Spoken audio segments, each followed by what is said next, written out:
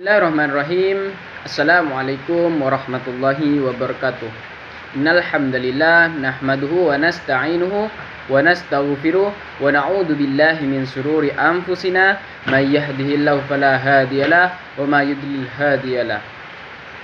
Asyhadu an la ilaha illallah wa asyhadu anna Muhammadan abduhu wa rasuluh la nabiyya ba'dah.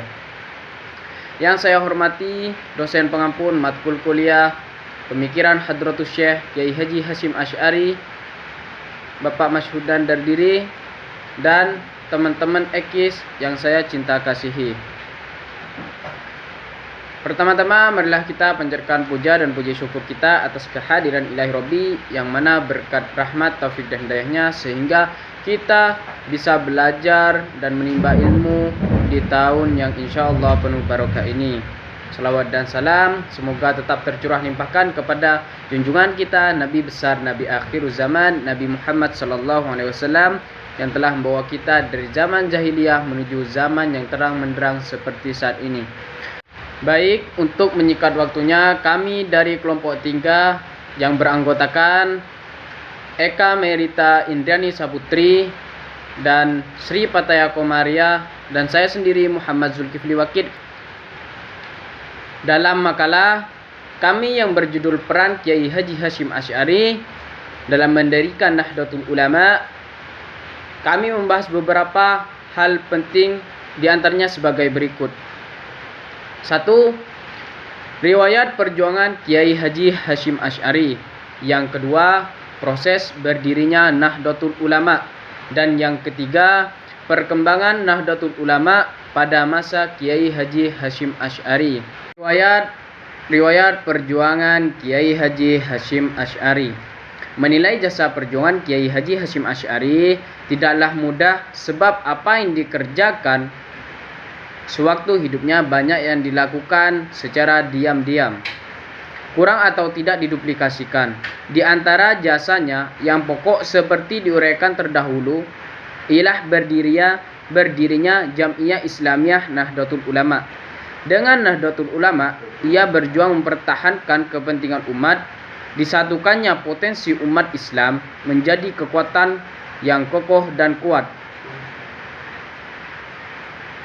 Tidak mudah menjadi korban oleh kepentingan politik yang hanya mencari kedudukan dengan mengatasnamakan Islam. Kiai Haji Muhammad Hasyim Asy'ari telah memberikan dharma baktinya untuk kepentingan umat Islam, khususnya dan masyarakat Indonesia pada umumnya. Ia sanggup membangun kesadaran kaum ulama Indonesia sehingga melahirkan daya juang dari kalangan mereka untuk secara bersama-sama mengusir penjajah Belanda dan Jepang dengan usaha dan memperbaiki kehidupan umat Islam. Di samping itu, usaha-usahanya di bidang pendidikan dan pembibitan kader ulama dengan didirikannya Pondok Pesantren Tebu Ireng juga mempunyai pengaruh yang besar bagi syiar Islam.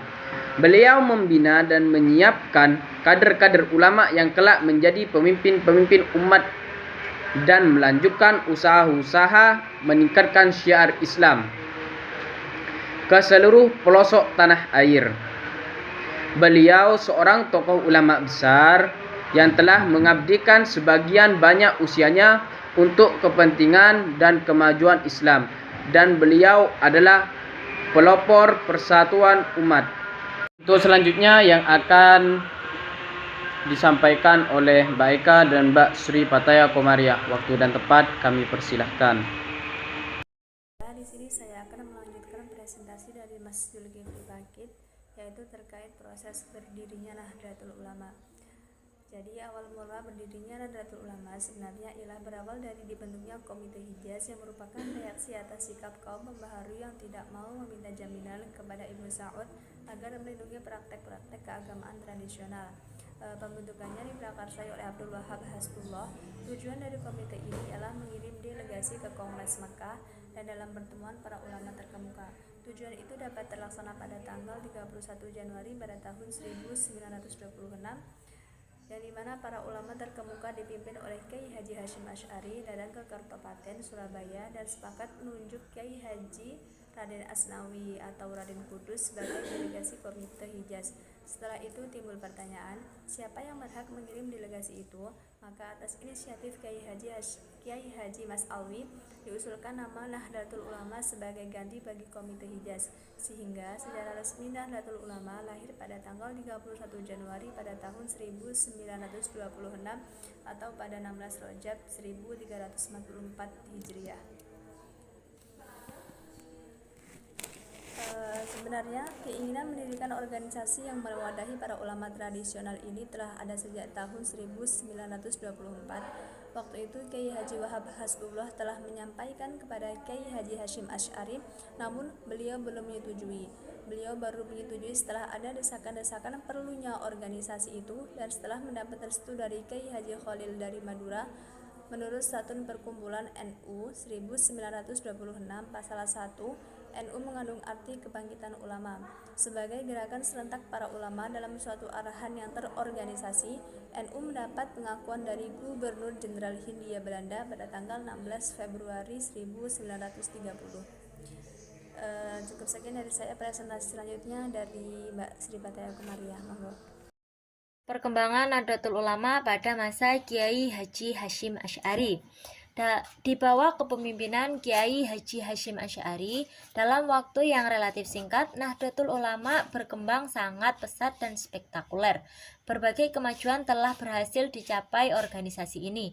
Sementara pertumbuhan jumlah anggota dan simpatisan Nahdlatul Ulama juga berkembang luar biasa. Perkembangan Nahdlatul Ulama pada masa penjajahan dimulai dengan dilaksanakannya berbagai muktamar. Tujuannya adalah tidak lain untuk mengetahui sampai sejauh mana pelaksanaan program kerja organisasi yang telah disepakati. Seperti membicarakan masalah keagamaan, masalah sosial kemasyarakatan, sampai kepada masalah perjuangan politik untuk mencapai kemerdekaan Indonesia. Semakin hari perjalanan Nahdlatul Ulama menunjukkan kemajuan yang begitu pesat dalam berbagai bidang. Semua itu tentunya tidak bisa dipisahkan dari pengaruh pribadi Kiai Haji Hasyim Asy'ari yang karismatik. Kehadiran Kiai Haji Hasyim Asy'ari dalam berbagai aktivitas Nahdlatul Ulama memberikan dorongan dan kebanggaan tersendiri bagi anggota Nahdlatul Ulama. Dan pada tahun 1942 ketika pemerintahan penjajah Belanda bertekuk lutut kepada Jepang, sayap Nahdlatul Ulama semakin lebih lebar lagi dengan memiliki 120 cabang yang bertebaran di berbagai kawasan di tanah air. Dengan demikian, jelas bahwa perkembangan Nahdlatul Ulama makin hari makin mengalami kemajuan. Semuanya itu tidak terlepas dari kewibawaan, kebijaksanaan, keuletan, dan kesabaran pengurus besarnya, di mana Kiai Haji Hasyim Asy'ari duduk sebagai Rais Akbar. Dalam sistem organisasi Nahdlatul Ulama terdapat berbagai macam bentuk musyawarah. Permusyawaratan ini merupakan wahana atau ajang pengambilan keputusan yang menyangkut berbagai kebijaksanaan yang berkaitan dengan arah program organisasi. Bentuk permusyawaratan di dalam Nahdlatul Ulama diantaranya adalah sebagai berikut. Yang pertama ada muktamar. Muktamar adalah lembaga permusyawaratan yang tertinggi, yang tingkatnya paling tinggi di dalam Nahdlatul Ulama, dan hanya pengurus besar yang berhak menyelenggarakannya. Dalam muktamar ini pengurus besar mengadakan evaluasi pelaksanaan program selama 5 tahun mendatang. Kemudian yang kedua ada konferensi besar. Konferensi besar merupakan lembaga permusyawaratan yang peringkatnya berada di bawah muktamar. Konferensi ini diadakan oleh pengurus besar paling sedikit sekali di antara 2 muktamar. Kemudian selanjutnya ada konferensi wilayah. Konferensi wilayah adalah lembaga permusyawaratan tertinggi untuk tingkat wilayah atau provinsi. Konferensi wilayah diadakan sekali dalam 4 tahun. Selanjutnya ada konferensi cabang. Konferensi cabang adalah bentuk permusyawaratan tertinggi pada tingkat cabang yang diadakan sekurang-kurangnya sekali dalam 3 tahun. Selanjutnya ada konferensi majelis wakil cabang. Konferensi majelis wakil cabang merupakan bentuk permusyawaratan tertinggi di tingkat kecamatan dan diadakan minimal 1 kali dalam 2 tahun. Yang terakhir ada rapat anggota dan musyawarah nasional alimul ulama. Baik, cukup sekian presentasi dari kelompok kami. Kurang dan lebihnya kami ucapkan terima kasih dan mohon maaf yang sebesar-besarnya. Kepada Allah kami mohon maghfirahnya. Wabillahi taufiq walhidayah. Waridha walinayah. Wassalamualaikum warahmatullahi wabarakatuh.